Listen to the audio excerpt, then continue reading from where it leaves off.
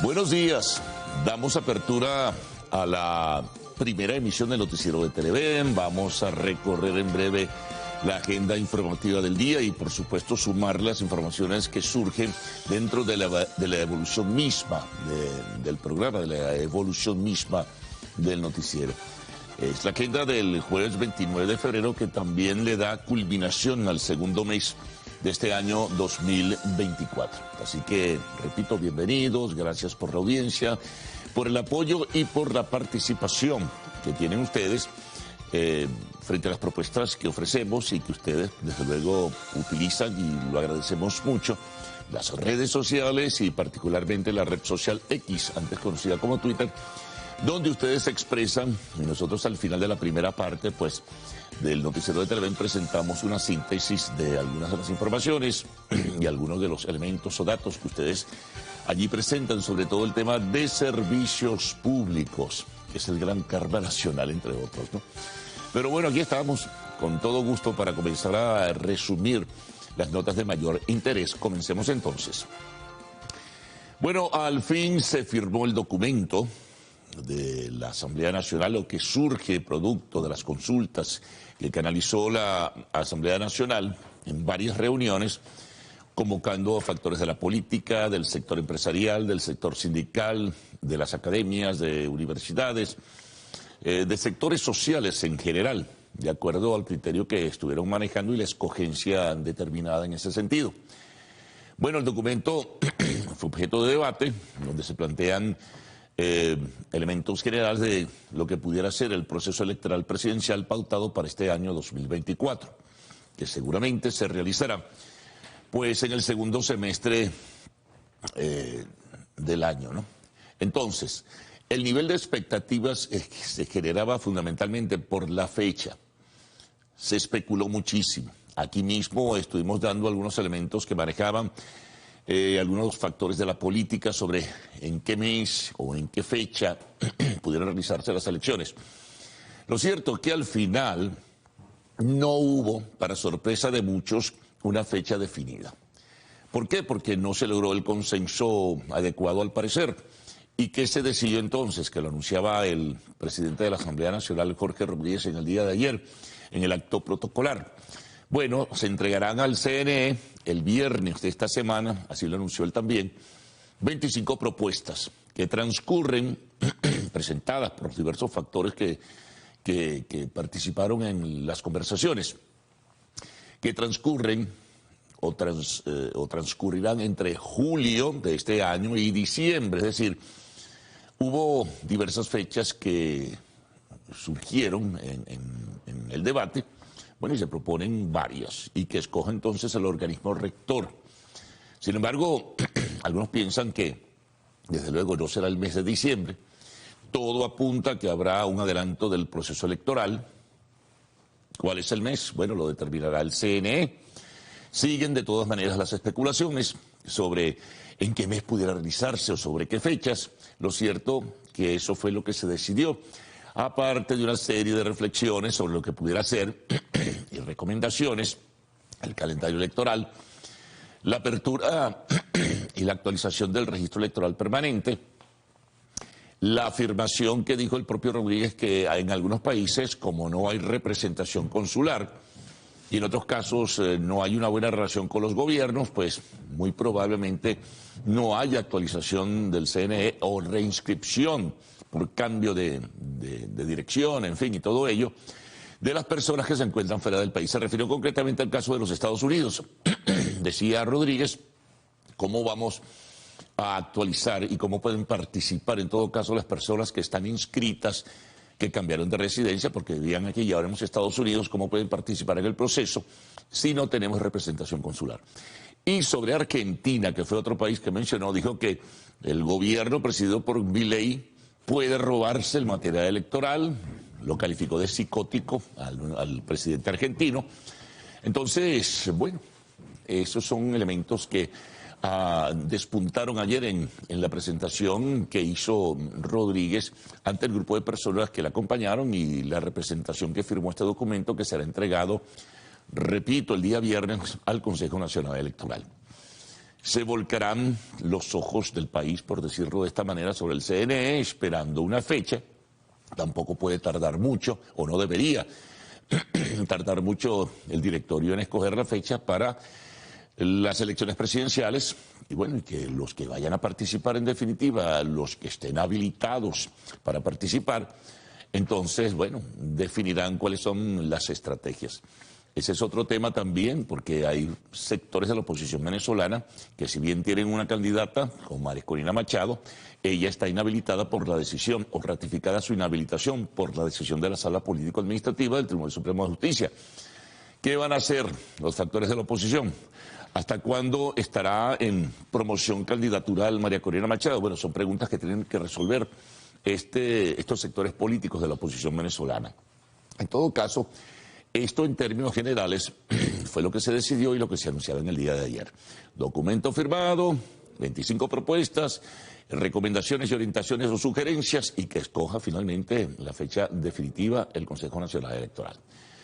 Bueno, seguimos compartiendo la agenda de este jueves 29 de febrero. El caso del militar en situación de retiro secuestrado en Chile. Ayer las autoridades de ese país dieron a conocer que hay 2 sospechosos grabados en las cámaras de seguridad, 2 sospechosos al parecer identificados y son de nacionalidad venezolana en apariencia. No se conocen sus nombres, no se sabe dónde pudieran estar ubicados, si mantienen en situación de secuestro a Ronald Ojeda, que es el militar en situación de retiro, no se sabe dónde está, siguen las investigaciones de la Policía de Inteligencia y el seguimiento del caso, hay alerta en las fronteras. En definitiva, es lo que hasta ahora se conoce. Lo más cercano a los captores es que por las cámaras de seguridad se determinó que eran, al parecer, venezolanos. Si vivían en Chile, si estaban vinculados a bandas criminales que actúan, venezolanas, digo, que actúan en ese país, bueno, ya nos irá posteriormente a la investigación. Regresamos a Venezuela con el tema económico.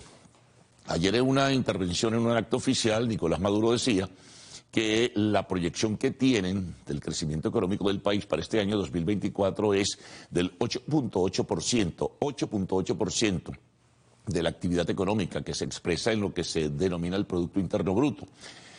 Recordaba que en el año 2023 son cifras que difieren de otras que han manejado incluso organismos internacionales y organismos independientes en el país, porque él habla de 5.5 del PIB, de la actividad económica durante el año 2023, hay quienes piensan que fue menor. En todo caso, son anuncios y son porcentajes que anunciaba Maduro y su augurio, ¿no?, de que crecerá la economía en 8.8%. Sobre todo dándole aliento a los factores productivos más importantes.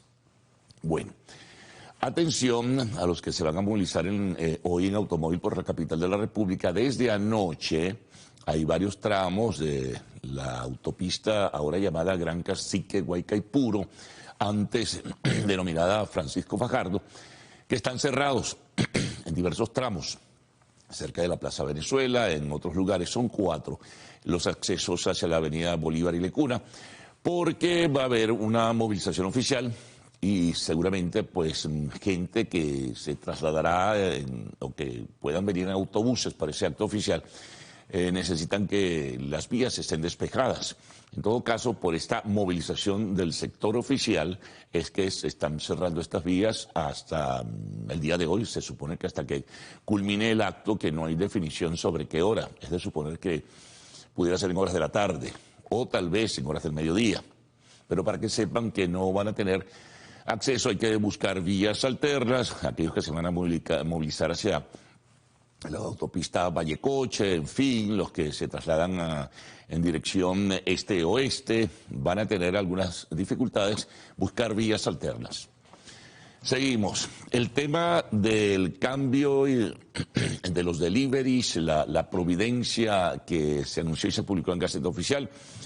Ayer, para tratar de ordenar las cosas, despejar dudas, ofrecer información, etcétera, hubo una reunión entre las empresas que ofrecen el servicio de delivery, el servicio a domicilio, y la vicepresidenta ejecutiva, Delcy Rodríguez, quien es la coordinadora del área económica, ¿no? Luego conoceremos seguramente los detalles. A partir de hoy, esto lo va a manejar ahora Hipostel, tienen que tener concesiones, tienen que pagar determinada cantidad de dinero, son concesiones por un año, hay penalizaciones. Bueno, y al final de cuentas, para nosotros, los que podamos utilizar el servicio a domicilio, los llamados delivery, hay un recargo entonces del 1% en la factura, que será para Hipostel, y luego Hipostel lo distribuirá, no sé de qué forma. Unos dicen que va para el CONICYT, para la asistencia del campo científico. En fin, lo cierto es que hubo esta reunión y se dieron detalles por lo pronto muy generales, pero es importante que se despejen todas las dudas en este sentido. Lo debe hacer el gobierno y también las empresas que ofrecen este servicio. Otra información de lo nacional, esto es el campo de tribunales. Ayer el abogado defensor de María Corina Machado y también del militar en situación de retiro, Alejandro González Canales, pues informaba que continúa la indefensión de ambos, a pesar de que supuestamente ya están definidas, como se conoce públicamente, las imputaciones del Ministerio Público por participar presuntamente en la conspiración Brazalete Blanco. Dijo Joel García que están en estado de indefensión y que siguen incomunicados. No han tenido posibilidad sino de conversar, en el caso de Rocío San Miguel, con su hija, y no sabemos de la otra persona detenida. Entonces, están en estado de indefensión, según señalaba, e incomunicados. Bueno, temas internacionales, hay varios. El caso de Trump toma vuelo a nivel judicial, porque hubo una decisión de un juez en Illinois que ordena el retiro de su nombre de las papeletas en las primarias del Partido Republicano por el tema del asalto al Capitolio que ocurrió.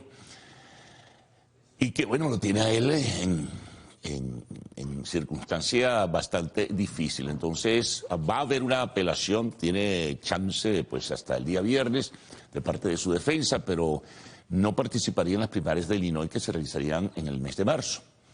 Hasta ahora, ¿no?